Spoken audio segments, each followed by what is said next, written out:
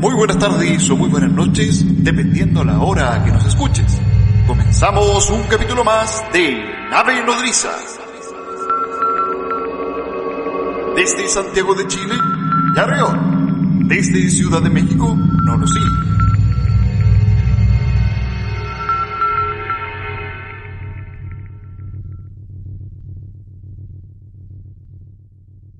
Sean todos bienvenidos a un nuevo capítulo de Nave Nodriza, acá con mi amigo Nolosí, allá desde Tierras Mexicanas. Estamos comenzando una nueva edición del programa que mes a mes y semana a semana hemos ido construyendo a través de ustedes, ¿cierto? A través de sus opiniones. Muy agradecidos estamos. Bienvenidos todos a Nave Nodriza. ¿Cómo están, mi querido Nolosí? ¿Qué tal, Yarriot? Estamos aquí desde Ciudad de México muy contentos de nuevamente estar al aire con todos ustedes aquí, nuevamente emprendiendo un nuevo viaje con Nave Nodriza, y como bien dices tú, una nave que la hacemos todos y sobre todo la hacen nuestros tripulantes, que son todos nuestros podcast escuchas. Habíamos tenido un ritmo bastante continuo, sobre todo el año pasado, que fue un año bastante extenso, Yarriot, en cuanto a grabaciones e intenso más bien.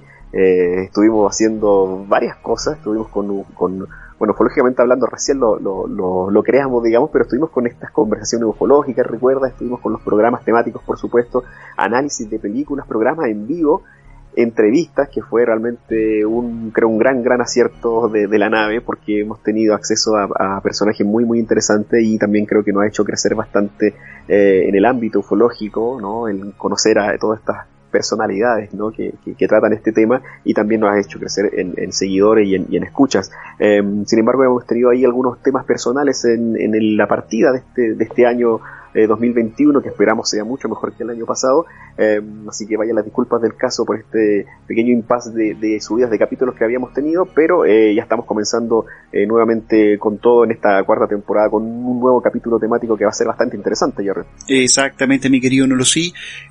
Bueno, invitarlos a todos ustedes que nos sigan en nuestras redes sociales también, ¿cierto? También invitarlos que el aporte económico siempre también va a ser agradecido. A través de iVoox estamos ocupando esa plataforma, pueden aportar a partir de €1.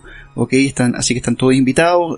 Recuerden seguirnos también en YouTube, en Instagram y también en Twitter, que son, digamos, nuestras redes sociales, por así decirlo. Bueno, así es, pues, mi querido Nolosí, tuvimos ahí unos días bastante complicados en cuanto al tema de la organización del programa. Sin embargo, bueno, ya estamos acá nuevamente al aire, y espero que este programa sea del gusto de todos ustedes. Para comenzar, mi querido Nolosí, tenemos ovnis en la historia. Vamos a comenzar entonces con el relato del día de hoy. Las primeras manifestaciones artísticas de la humanidad se encuentran en cavernas y cuevas. Existen múltiples casos de pinturas rupestres en el mundo realizadas hace miles de años, aunque algunas se destacan por contener figuras que nada tenían que ver con los hombres, mujeres o animales, sino con la representación de formas más cercanas a la ciencia ficción como la conocemos hoy. En algunos casos hay una explicación mitológica. A lo largo de la historia hubo incontables representaciones de máquinas voladoras que en la cultura popular actual podrían ser interpretados como objetos voladores no identificados. Algunas continúan sin explicación, otros tienen una lectura mítico-religiosa. Todo siempre depende de las creencias personales. La más famosa es de las Bondija o Bondinja de los aborígenes australianos, una sociedad cazadora de quienes existen evidencias de hace 174.000 años antes de Cristo. Situados en diferentes partes del país oceánico, estos dibujos antropomórficos representan a los espíritus de la lluvia y las nubes, y fueron los creadores de la vida en la Tierra. Además tenían poderes especiales como causar inundaciones e intensos relámpagos. Otro caso de seres antropomórficos que despiertan interrogantes fueron descubiertos recientemente en la India, en la región tribal de Bastar. Esto podría significar que los humanos de los tiempos remotos veían o imaginaban seres que provenían de otros planetas. Necesitamos una investigación detallada. Nuestro departamento no tiene expertos en esta esfera, declaró el arqueólogo local J.R. Bhagat cuando presentó los descubrimientos al público en el año 2014. Datadas con 10.000 años de antigüedad, entre las figuras se distinguen formas que remiten al fenómeno ovni y extraños seres. Las figuras de formas extrañas parecen portar objetos semejantes a armas. No tienen rostros detallados y de hecho carecen de narices y de boca. En algunos dibujos se pueden apreciar las escafandras, aseguró el arqueólogo. En Italia, por ejemplo, se encuentra el valle de Valcarmónica, protegido por la UNESCO, que posee alrededor de 200.000 petroglifos que van del Neolítico a la Edad de Hierro, por lo que es la colección más amplia de arte rupestre en toda Europa y el mundo. Entre ellas se encuentran algunas que han sido tomadas por los abonados a la teoría de los antiguos astronautas como expresiones de seres de otros planetas, por la forma de casco que se ven en sus cabezas, aunque para los arqueólogos solo son una expresión de un ritual. Recordemos que la hipótesis de los antiguos astronautas, también conocida como hipótesis de paleocontacto, es una hipótesis sin base científica ni histórica, que sostiene que seres extraterrestres han visitado el planeta Tierra y que estos seres han sido responsables en varios grados del origen y desarrollo de la cultura humana, las tecnologías y las religiones ampliamente difundidas por el suizo Erich von Däniken.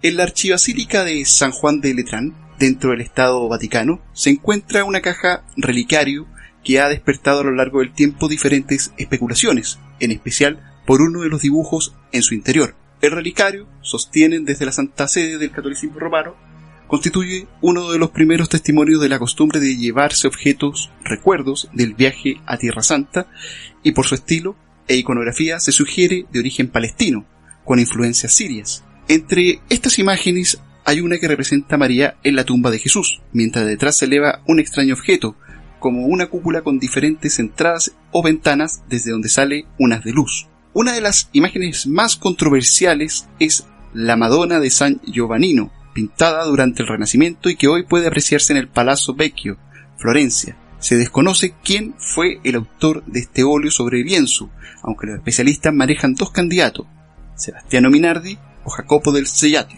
Bueno, mi querido Nolosí, nos encontramos acá nuevamente con la teoría de los antiguos astronautas, ¿cierto? Esta famosa teoría que hoy en día se hace bastante latente o está bastante, digamos, fresca gracias a los esfuerzos de estos investigadores que hoy día aparecen en estos programas alienígenas ancestrales en History Channel, ¿cierto? Y en la teoría del suizo Erich von Däniken, que sin duda alguna le da una visión un poquito más fresca a lo mejor a ciertos hechos o a manifestaciones, digamos, artísticas que la humanidad en su paso por la Tierra ha dejado.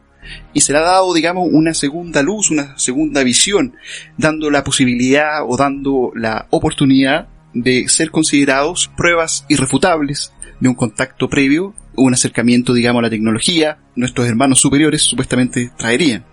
Exacto, Jarret, ahí es bastante polémica toda esta revisión histórica que estamos haciendo, nos estamos remontando a varios años, millones, siglos atrás la humanidad para ir dándole forma a este capítulo de OVNIs en la historia. Bastante polémico, ya que todas estas pinturas rupestres de las que hablábamos en la primera parte de la narración sí evocan algún tipo de visualizaciones de este tipo de objetos o aparatos que aparecieron aproximadamente en esa época, donde se estaba registrando todos estos vestigios que quedaron en estas cuevas encontradas, muchas veces en forma de pintura, en otras veces en formas de dibujo. Sin embargo, se habla mucho de que esto también tenía que ver con algunos rituales que tenían que ver sobre todo con la adoración a los dioses que estas personas veneraban. Entonces, la similitud o el paralelismo que podíamos encontrar con el fenómeno ufológico es tal vez más, digamos que está un poquito más adaptado a nuestros tiempos. Sin embargo, las pinturas y las imágenes son bastante polémicas, como yo decía hace un rato, Jarret, y de todas maneras nos dan pie para pensar que algo pudieron estar viendo estos pueblos antiguos. Exacto. Que de alguna manera pudieron reflejar alguna aparición que a lo mejor ellos en ese momento la describieron como un tipo nave, por ejemplo. Finalmente yo creo que el constructo que tenemos ahora al observar estas imágenes, claro, nos da la impresión de que fueran naves directamente. No podríamos realmente decir que 100% es cierto esto, y aunado también a lo que decías tú en la última parte del relato, con toda esta teoría de los antiguos astronautas, que si bien no fue el único que habló de esto, que es el señor Erich von Däniken, ha tomado mucha relevancia también últimamente en estos días, porque ha sido la televisión ha sido también parte de este auge, de este tipo de hipótesis, pero que va muy de la mano con encontrar en vestigios del pasado similitudes con lo que hoy conocimos como los extraterrestres o algunas inteligencias que pudieron habernos visitado. Las imágenes de son bastante impresionantes de todas maneras, las vamos a estar subiendo en nuestras publicaciones en redes sociales, porque son pinturas que hasta el día de hoy se pueden encontrar en museos europeos, pinturas que datan ya de muchos años atrás. Exacto. Y que de alguna manera siguen provocando bastante conmoción y bastante ruido en algún tipo de pensamiento ufológico de cierta escuela, por decirlo así. Exactamente. Bueno, acá se hace presente, esta imagen, ¿cierto?, de la Madonna de San Giovannino, ¿cierto?, que se encuentra en esta basílica. uno ve la imagen, de hecho, qué bueno que hayas mencionado eso, que las vamos a estar subiendo, digamos, a nuestras redes sociales. Exacto. Bueno, de partida me da una sensación de que es demasiado como rebuscado, por así llamarlo. Es como un detalle dentro, en el costado, en el nivel superior derecho de la imagen, da como en la nuca de María. Exacto. Y da una sensación extraña, porque en rigor, a ver, una de las cosas que hemos aprendido o hemos visto, digamos, a través de las distintas teorías, obviamente que esta teoría también está dentro de otras, está en la interpretación que se puede dar, digamos, a los sucesos pasados, por así llamarlo. Acá nos ponemos, o mejor dicho, hacemos hincapié a lo que son los procesos pasados y damos visión del futuro, o damos una visión de futuro a algo que se puede decir que viene de antaño. En este caso, por ejemplo, vemos, digamos, una mancha que puede ser cualquier cosa, por así decirlo, dentro de esa pintura, pero nosotros le estamos dando esa interpretación. Sí, la imagen es bastante curiosa, hay que decirlo también. Es bastante curiosa y llama mucho la atención, al menos cuando uno ve y busca detalles. Pero por otro lado, está ese tema, o sea, son los ojos de la antigüedad vistos con los ojos de el presente. Lo que sí, hay un detalle en la imagen, que aparece una persona, como visualizando, ¿cierto? La imagen de atrás de María parece como visualizando, digamos, este objeto. Eso igual llama la atención particularmente, pero por otro lado también está este tema, o sea, nosotros le estamos dando una interpretación a un suceso, a un hecho que ya está siendo interpretado, o sea, ya está siendo interpretado por el artista, y nosotros, y bueno, en este caso los investigadores, hacen también una interpretación a algo que ya fue interpretado, por así llamarlo. Saliendo de esa lógica, me encuentro, digamos, con otro detalle que aparece, digamos, en la misma pintura, y que es un observador que está de alguna manera contemplando el fenómeno en el aire. Eso igual les llama la atención porque es, digamos que de alguna forma las pinturas, ¿cierto? Más allá de una representación, digamos, pictórica de lo que es un tema histórico, también funcionaron mucho para dejar enseñanzas o para dar enseñanzas, ¿cierto? De hecho, uno, por ejemplo, cuando va al museo, bueno, acá en Chile, este museo de San Francisco, ¿cierto? Una de las cosas que tenían para poder explicar, digamos, las palabras, el evangelio, por así decirlo, a la masa, digamos, a la población general, que por lo general se componía con harto analfabeto, era justamente utilizar este tema pictórico. O sea, ahora la pregunta sería, ¿el autor habrá estado entregando un mensaje a través de este cuadro? ¿Estará dando... Exacto, está haciendo una suerte como de paralelo entre la imagen de los divinos, ¿cierto? Versus este suceso que a lo mejor le tocó ver. Yo creo que por ahí podría ir este tema o esta interpretación, por así llamarlo. Exacto, y estos primeros análisis que estamos haciendo tiene que ver justamente con los paralelismos que vamos a encontrar dentro de la historia, no solo en la historia de pueblos originarios, pueblos antiguos, sino que también va muy de la mano con toda la parte religiosa, ¿cierto? Con todo lo que implica un poco la visión también religiosa que se tenía en el tiempo antiguo, con los carruajes de fuego, todo esto que hemos hablado en algún momento, y también, como bien dices tú, la interpretación, tal vez como la interpretación de la interpretación, porque es la interpretación del artista, digamos, y la interpretación que se hace hoy, y yo no me puedo salir de ese ámbito con el constructo que tenemos hoy para poder analizarlo. Porque si bien un sociólogo, un paleontólogo, un arqueólogo te puede dar más o menos ciertos trazos de opinión para decir qué más o menos se pudo haber estado representando, si lo pensamos al día de hoy, finalmente vamos a estar muy sujetos a la tecnología con la que hoy tenemos, con lo que hoy contamos, y a darle ese tipo de interpretación. O sea, igual siempre, respecto a esta última pintura que tú mencionabas, hay detalles que igual parecen que dar como guiños de alguna manera, de como mensajes encriptados o cosas por el estilo. Exacto. Que a lo mejor nos están hablando de otra cosa completamente distinta. Por eso que, por ejemplo, la misma teoría de von Däniken, por algunos ufólogos, por numerosos ufólogos, no está tan bien mirada, digamos, porque sí hay alguna forma como de rebuscada de tratar de unir lo que a lo mejor fueron las formas que tenían estos supuestamente antiguos astronautas, con lo que podrían ser estos viajeros que hoy en día conocemos como los extraterrestres o como los ovnis que nos visitan el día de hoy. Entonces es bastante, hay que andar ahí como con pies de plomo para analizar sobre todo este tipo de teorías que básicamente se basan mucho en el tema especulativo. Exactamente, mi querido Nolosí. Vamos a seguir entonces con el relato. La presentación de María con su hijo y un pequeño San Juan ha sido un tema bastante popular en esta época del arte. Botticelli, Leonardo, Rafael y Miguel Ángel hicieron sus versiones. aunque ésta posee una particularidad. A la derecha de la cabeza de María hay un extraño objeto volador en el fondo. El artista además no quiso que la figura pasara desapercibida, y para eso también pintó a una persona, un pastor posiblemente, que observaba el artefacto con mucha atención junto a su mascota. Esta no es la única pintura de corte religioso donde algo extraño se posa en el firmamento. Otro ejemplo notable es la Asunción de San Emidio, 1486, del artista italiano Carlo Crivelli, una obra catalogada dentro del primer romanticismo, pero con características del gótico tardío. La pieza fue elaborada para conmemorar el anuncio del arcángel Gabriel a la Virgen María, aunque la interpretación de la figura, de donde se desprende el haz de luz, depende de a quién se le pregunte. Para los seguidores de los ovnis es claramente una nave, para los religiosos, un grupo de ángeles girando en torno a un círculo de nubes. En glorificación de la Eucaristía en 1600, del italiano Ventura Salpimbeni, aparece una vez más la figura de la orbe, ampliamente relacionado a lo sacro.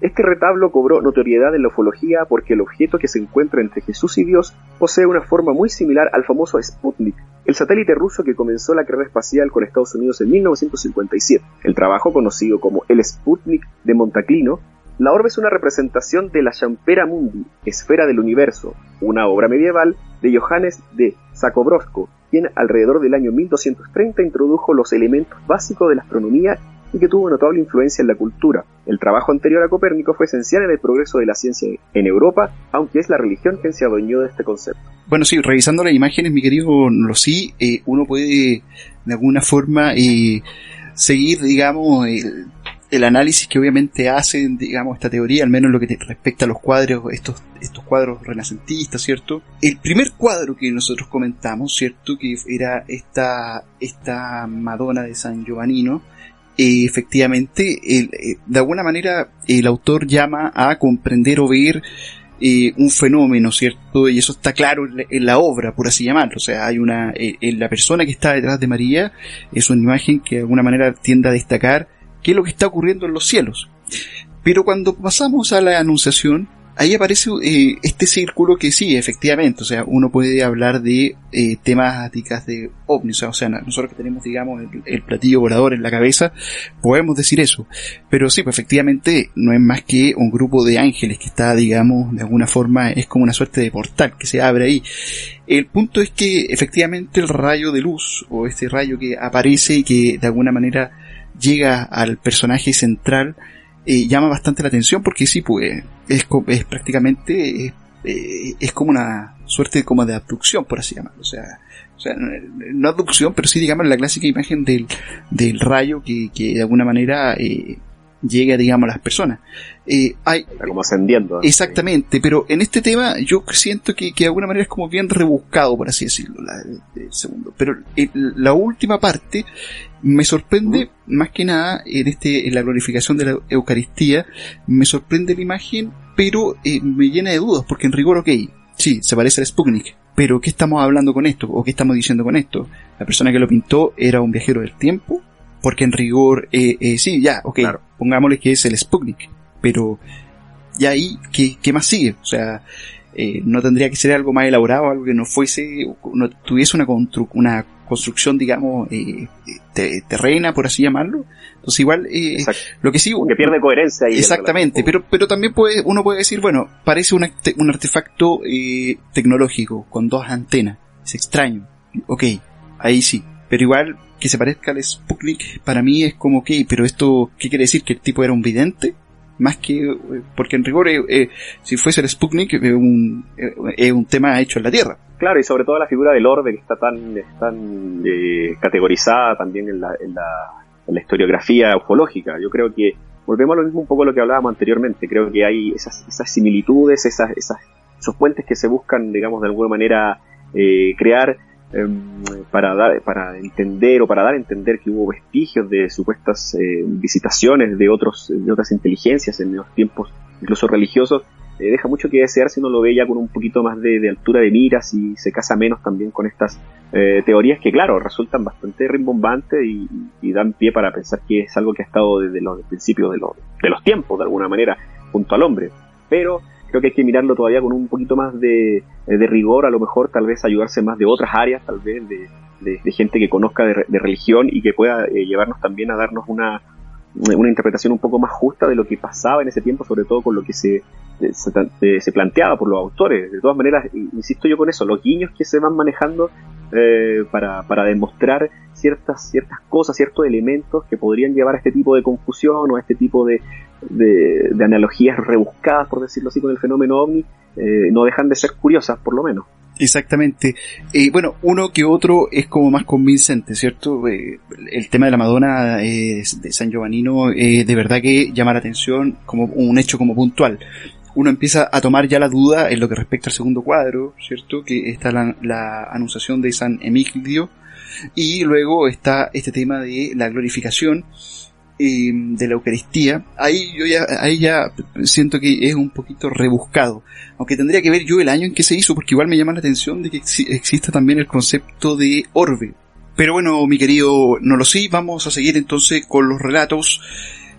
Vamos a hablar. En Japón hay 3 textos que describen experiencia con el Utsurobune, bote hueco en japonés: Toen Shoshetsu, Hyoryu Kishu y Hume no Chiri.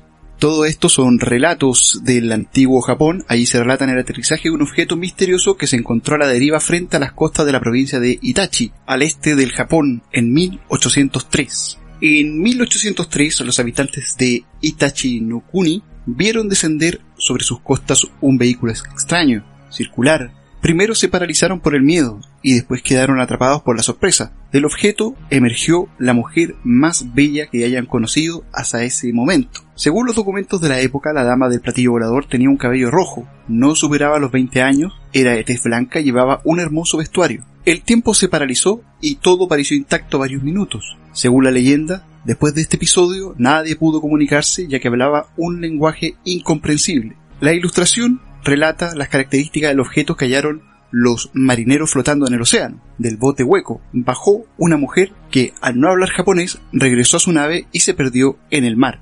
Para los folcloristas japoneses es solo una historia. Para los ufólogos, una evidencia irrefutable. También en Asia se encuentra un manuscrito tibetano fechado en el año 10.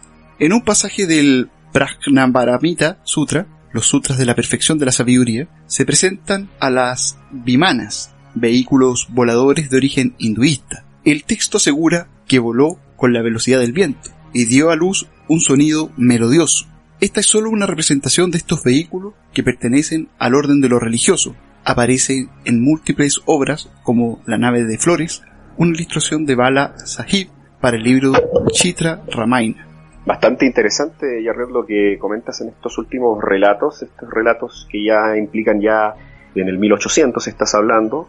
Fíjate que es interesante ver cómo en la cultura japonesa los relatos tienden a tener un aspecto revestido de cierta belleza. Me llama la atención eso, con el aspecto, por ejemplo, de cómo se habla de la mujer, de la belleza de esta mujer, también de los sonidos, de estos sonidos como incomparables o inconfundibles. Claro, todo esto nos lleva también al tema sociológico, ¿cierto? De cómo enfocar estas temáticas que tienen que ver a lo mejor más con el folclore o la historia de los pueblos mencionados. Obviamente en Japón mismo encontramos varios relatos que tienen que ver con avistamientos, incluso están remontándonos hasta este siglo.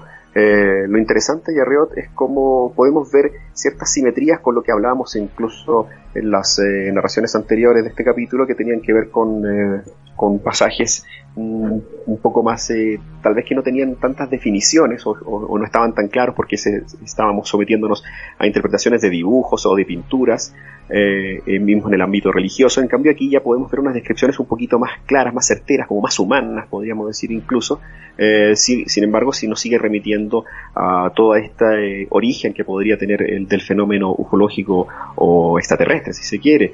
Me llama la atención, insisto, este detalle que tiene que ver con la belleza del relato. Los japoneses tienen, claro, una estética muy muy particular y muy definida en su cultura, y creo que se extrapola bastante a este relato que has comentado, Yarriot. Exactamente, mi querido Nolosí. Bueno, revisando en internet las imágenes de los Utsurobune, de verdad la representación que existe habla, o sea, se ve, digamos, así 100% el tema extraterrestre. O sea, aquí, digamos, o sea, si me causaban duda a lo mejor los planteamientos más europeos, por así decirlo, acá en lo que respecta a la composición, digamos, japonesa, o mejor dicho, esta representación que hicieron en algún momento los Utsurobune, de verdad deja mucho que decir. Y esto lo digo, a lo mejor sí, voy a sonar un poquito contradictorio, pero de verdad la representación deja bastante que decir en cuanto a, de verdad se parece, tiene una imagen demasiado parecida a lo que es un platillo volador, o sea, tiene una cúpula, ¿cierto? Tiene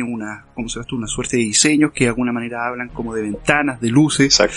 Ahí también se produce lo que es la interpretación. Recordemos que la gran mayoría de, bueno, estas puertas japonesas que son de papel, ¿cierto? Que son un poquito planas. Ahí nos encontramos con estas figuras que de alguna manera evocan, digamos, luces, así a 100%, digamos. La historia es bastante bonita y es verdad, la cultura japonesa llena de poesía, las historias, hasta estas historias que son un poquito más ligadas al tema del fenómeno ovni. Exactamente, y vamos nuevamente a seguir subiendo este tipo de información para que también la puedan observar de lo que estamos hablando, de estas representaciones que se hizo en el 1800 en la cultura japonesa. Y efectivamente, Jared, o sea, me parece un platillo volador muy a la usanza del ovni tecnológico. Para ser el 1800 es bastante curioso de todas formas. Como insistimos, o sea, la mejor opinión, como muchas veces decimos, la tienen todos ustedes y la gente que nos escucha, así que vamos a poder subir esta información en nuestras redes sociales para que puedan tener acceso a ella y puedan también ustedes decidir o inclinarse por qué es que habrán visto estas culturas en años tan distantes a los que estamos viviendo hoy en día, Jerry. Para continuar y avanzando en el relato, y aparte también avanzando en el tiempo, en esta definición de programa de ovnis históricos que hemos preparado para el día de hoy para todos ustedes, nos vamos a remontar al 1561 en un fenómeno que se conoció como el fenómeno celeste de Nuremberg. Este fue un avistamiento masivo de fenómenos celestes u objetos voladores no identificados sobre Nuremberg, Alemania. El fenómeno ha sido interpretado por algunos entusiastas de los ovnis modernos como una batalla aérea de origen extraterrestre. Un artículo de noticias de gran formato impreso en abril de 1561 describe un avistamiento masivo de ovnis. La sábana, ilustrada con un grabado en madera y textos de Hans Glasser, según el periódico, alrededor del amanecer del 14 de abril de 1561, los residentes de Nuremberg vieron lo que describieron como una batalla aérea, seguida de la aparición de un gran objeto triangular negro y luego de un gran choque fuera de la ciudad. El periódico afirma que los testigos observaron cientos de esferas, cilindros y otros objetos de formas extrañas que se movían erráticamente sobre sus cabezas. La sábana describe objetos de diversas formas, incluidas cruces, globos terráqueos, 2 medias lunas lunares, una lanza negra y objetos tubulares, de las que emergieron varios objetos redondos más pequeños que se lanzaron alrededor del cielo al amanecer. Entre las explicaciones del fenómeno las hay variadas. Está una que habla del parhelio. Este es más bien un fenómeno óptico asociado con la reflexión o refracción de la luz, producto de una gran cantidad de partículas de hielo en las nubes, muy parecidos a los halos. De hecho, pueden y suelen suceder al mismo tiempo. Se manifiestan alrededor de 22 grados a la izquierda o derecha del Sol, como manchas brillantes y hasta coloridas en el cielo. La ufología habla que el avistamiento documentado son directamente ovnis, o los famosos ovnis de la antigüedad. Para Carl Gustav Jung, él comenta que se realizó la observación de un fenómeno que no sería fortuito, y que los espectadores hayan organizado la escena forma un gran gestalt familiar: cruces, tubos de cañones, balas de cañón, la lanza y el color rojo, la sangre, de una inminente desgracia divina. Para él, lo importante no era tanto lo que ocurre en el fenómeno ovni, sino cómo lo interpretan los seres humanos. Pues a lo mejor muchos de los que nos están escuchando en este momento, ya hayan escuchado o hayan visto incluso ya esta sábana, esta imagen de la que se está hablando, de este fenómeno, el fenómeno que ha sido catalogado como el fenómeno celeste de Nuremberg. En varios reportajes, incluso de corte ufológico, se ha hablado de este como uno de los fenómenos históricos vinculados a la ufología más grandes que se haya, de los que se tenga registro. Es muy probable, por lo que estuvimos investigando para este capítulo, que estemos hablando de algún tipo de fenómeno que pudo haber sido de índole natural. Ahora, el fenómeno de refractario del que se acaba de comentar, yo estuve viendo algunas imágenes y me parece bastante distante a lo que la imagen impresa de este periódico publicó. Obviamente volvemos a lo mismo de los ovnis en la antigüedad, como hablamos en un inicio. Exacto. También habría que ver cómo se interpretó, cómo se dibujó a lo que es este tipo de refracción. No es descabellado pensarlo, Jerry, pensando en que estamos hablando del 1500 y hoy en el 2021 la gente igual se sigue confundiendo con fenómenos naturales que no conocemos. Bueno, no es que muy no, cierto. sí, directamente yo diría que no conocemos o no estamos acostumbrados. Exacto. Sin embargo, el fenómeno como tal que yo pude ver y que accedí por mera curiosidad para tener esa información, o para hacer ese contraste, me parecía que es bastante, o sea, dista bastante. Es como también una especie de como de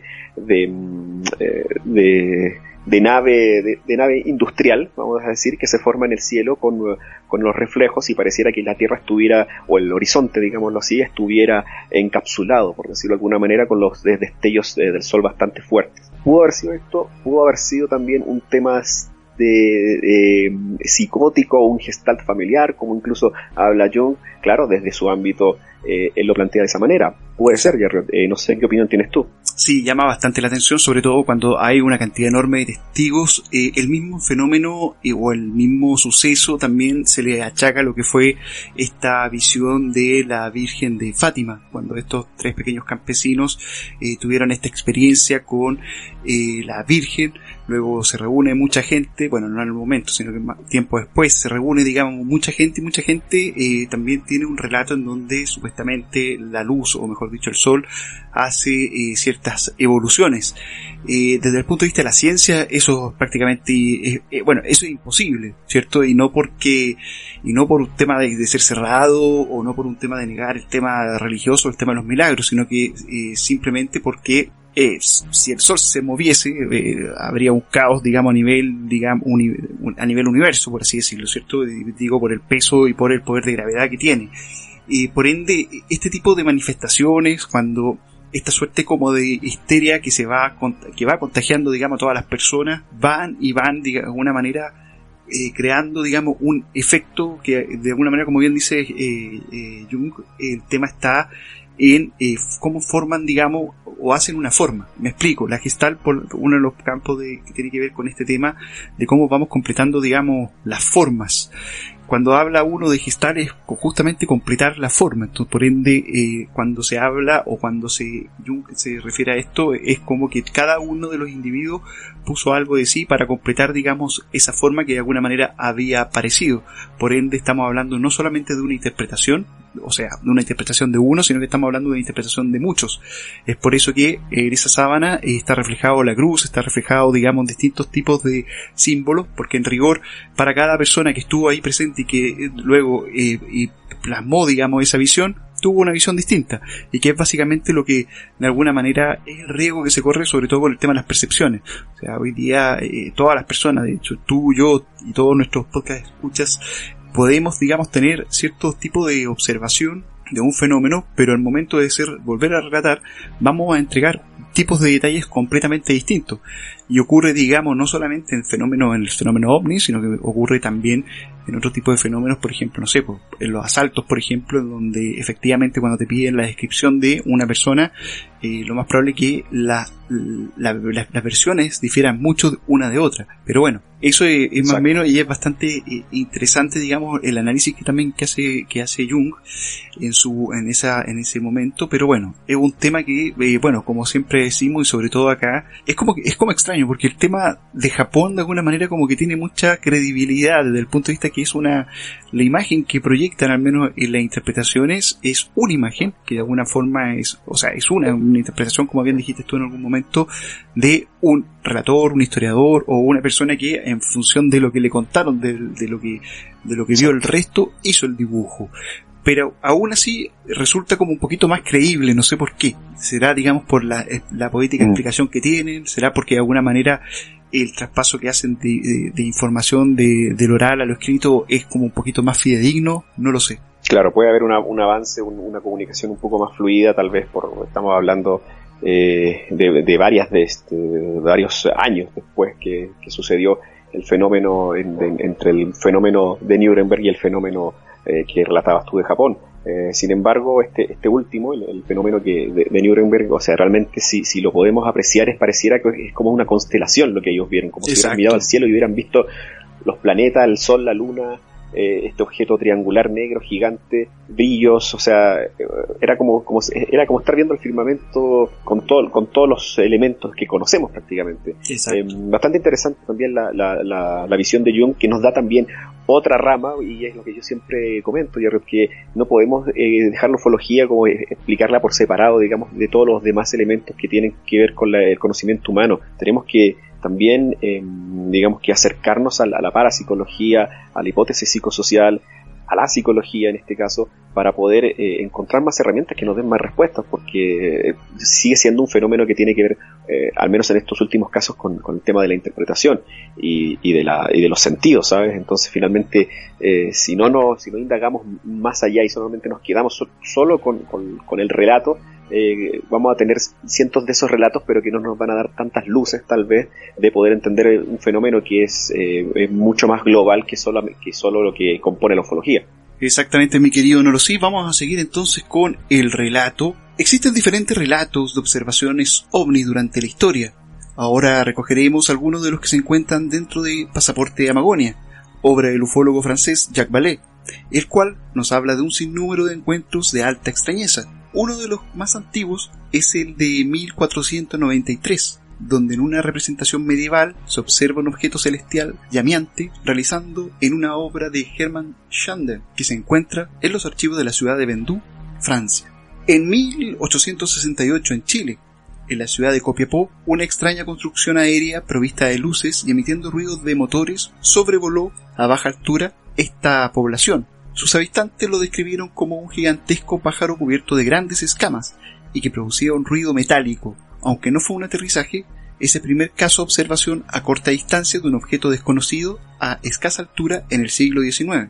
El 13 de abril de 1897, el Chicago Chronicle publicó en Fontanelle, Iowa, una nave aérea fue vista a las 8:30 de la noche, fue contemplando su paso por medio de la población. Vino al sudeste y pasó a menos de 60 metros de las copas de los árboles y a muy poca velocidad. La máquina se veía perfectamente y no pasaba los 15 km por hora, y todas las descripciones apuntan a que medía 18 metros. La vibración de las alas se percibía, llevaba las acostumbradas luces de colores y se oía el ruido de las máquinas y también una música, como si hubiese una orquesta a bordo. Entrando en el siglo XX, el libro de Vallée recoge el informe del 28 de octubre de 1902, donde en el Golfo de Guinea 3 tripulantes del Force Salisbury, entre los que se encuentra el oficial A.H. Rainer, vieron frente a ellos en el mar un enorme objeto oscuro provisto de luces. Observaron que se hundía lentamente, estimaron su longitud de 200 metros. En noviembre de 1986, en California, centenares de testigos en San Francisco observaron un objeto alargado y oscuro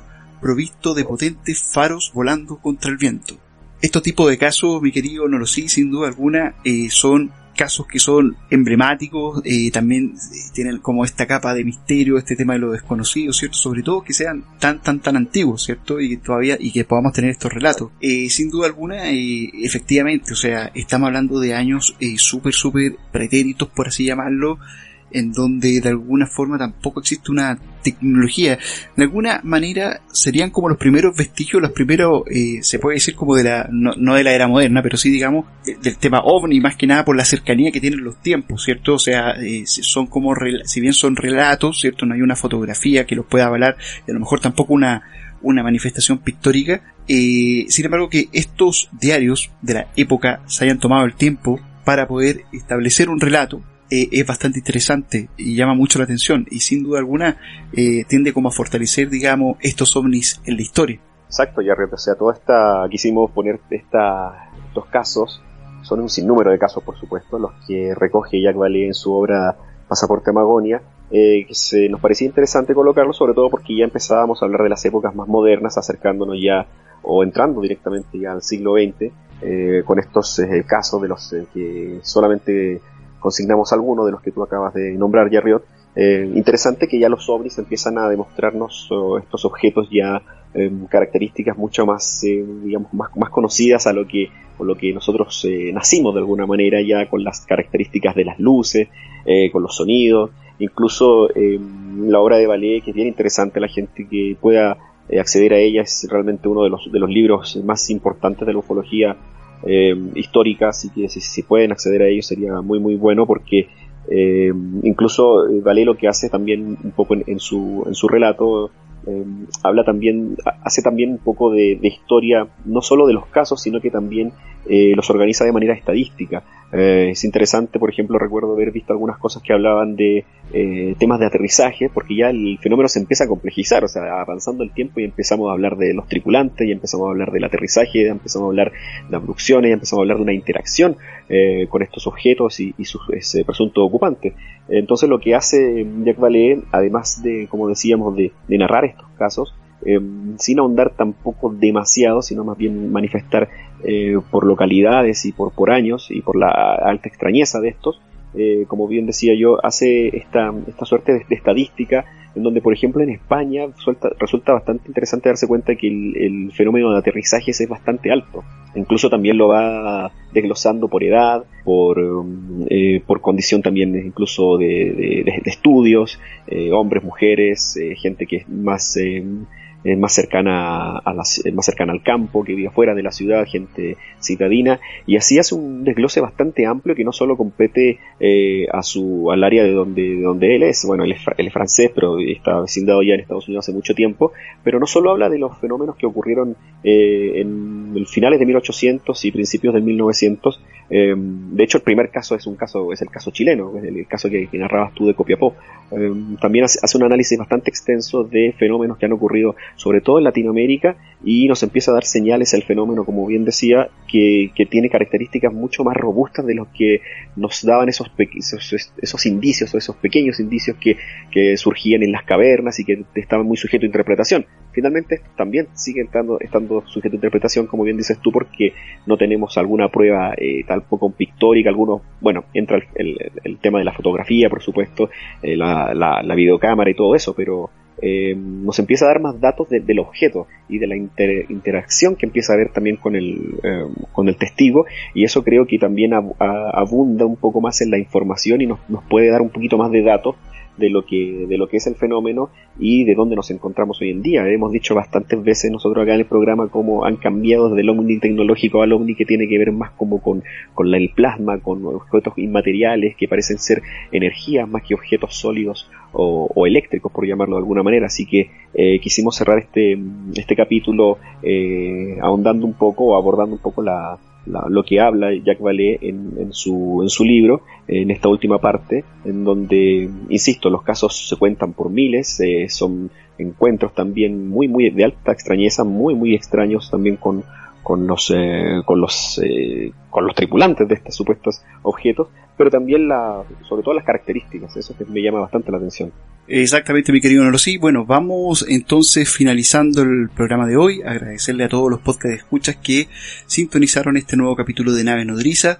Recordarle a todos ustedes que nos pueden ayudar aportando en iVoox, a través de iVoox, a partir de €1. Ustedes pueden estar aportando a esta nave. Recuerden que esta nave lo hacemos todos. Recuerden también seguirnos en nuestras redes sociales, en Instagram, Twitter y YouTube, que también estamos nosotros trabajando en esa plataforma, que si bien no es nuestra plataforma, digamos, central, pero sin embargo, si quieren darnos amor, ese es el momento. Denle like, ¿cierto? Suscríbanse al canal.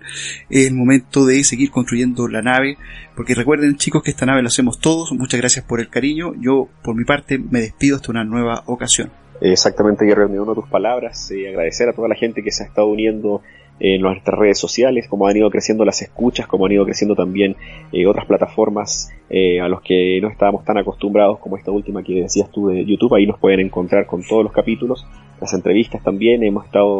Ha sido bastante movido sobre todo este último año, por decirlo así, que aunque hemos estado con esta pandemia que azota al mundo, no hemos sacado el pie del acelerador en cuanto a la producción de capítulos, de entrevistas y de programas también unitarios, como lo son y el de Ufológicamente Hablando, Guerrero. Así que es importante que también nos sigan en nuestras redes sociales, nos comenten. La interacción con ustedes siempre es bastante enriquecedora. Incluso recuerden que si en algún momento se les complica con alguna de las plataformas que ya tenemos disponibles, en el buscador ustedes pueden poner Podcast Nave Nodriza y hay un sinfín de buscadores o de plataformas más bien que también repiten este podcast, así que ahí pueden tener acceso a nuestro programa. Por mi parte también esto es todo por esta edición, mi querido Yarriot. Les mando un saludo a todos los podcast escuchas y recordarles como siempre que en Nave Nodriza no se afirma ni se niega, se investiga. Hasta la próxima.